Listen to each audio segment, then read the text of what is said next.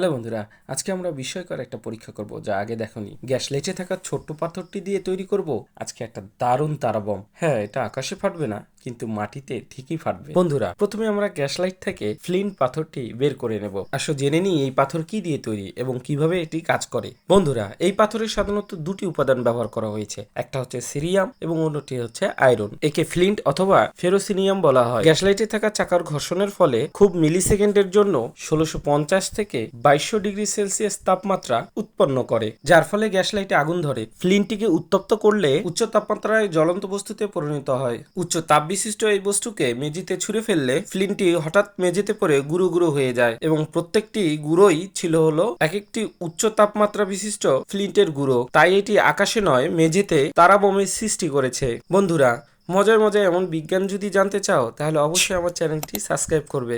ধন্যবাদ।